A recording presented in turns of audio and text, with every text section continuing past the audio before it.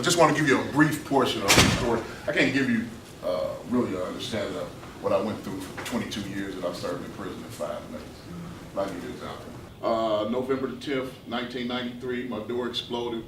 Federal agents kicked it in, serving a federal warrant for my arrest. Took me to the federal courthouse. Within minutes, I was arraigned, processed, denied bail, and taken to the county jail. I stayed there 14 months. In that 14 months, I was dragged into federal court, tried, found guilty, sentenced, 2 life sentences. There's no parole in the federal prison, so that means without the possibility of parole. My out date said deceased, which meant my face would be covered up when I left prison.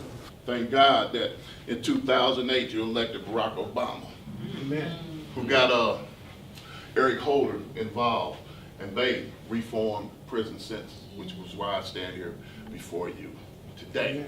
Now, 22 years I served in prison before they decided to release me. Now let me tell you about this joke. After 22 years of them taking care of me, giving me everything from food to underclothing, telling me when to get up and when to lay down, they took me to the gate, gave me, listen to what I said, a bus ticket and $45, pointed me through 2 gates, told me to go through those 2 gates, and there would be a white van waiting for me outside, driven by an inmate who would take me to a bus station.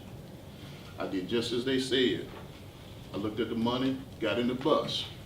Sure enough, within a minute or 2, I was standing on the curb with a bag with 2 books in it, a new package of underwear that I had bought, and the only clothes I had in the world, a gray jogging suit provided by the prison. I looked at the money, and what the officer told me replayed in my head.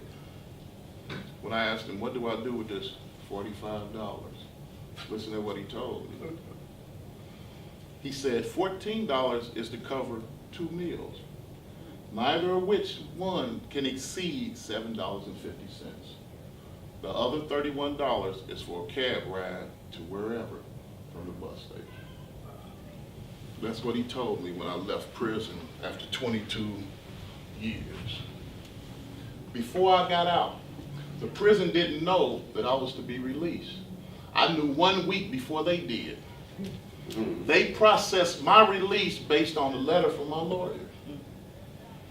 Sure enough, the day before they let me out, my case manager stopped by my cell to tell me, oh, by the way, in the morning, you'll be getting released. This is the way this system works.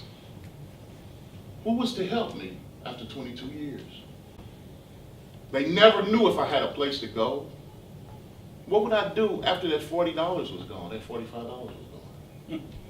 Where was I supposed to sleep? How was I supposed to eat? And then we wonder why recidivism is so high.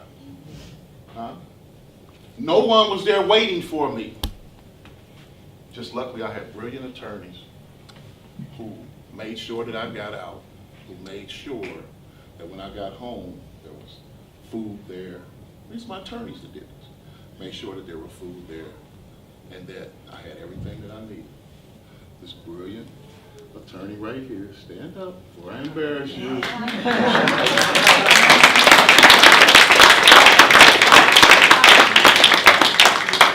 That's Professor Lonnie Silver, and she's a part of the REACH program that I am glad to be involved in. It's a reentry program that is the greatest program, hands down, within this state. It's a federal program.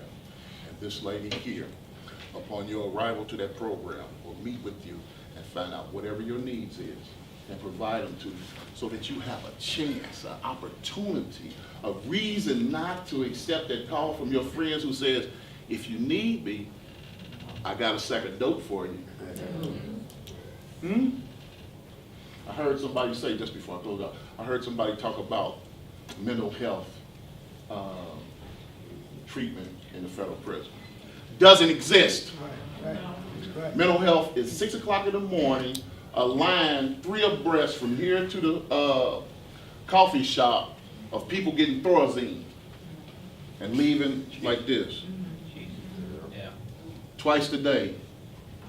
The other thing that they offer is, as inmates, they say, well, we'll give you credit for mentoring if you go into this facility here and you share a cell with a person who eats batteries, razors, so on and so forth, and you wrestle him down and take the battery, the razor, or the feces out of his hand. That's what they offer. My name is Thomas Ridley, and that's a small snapshot of my story.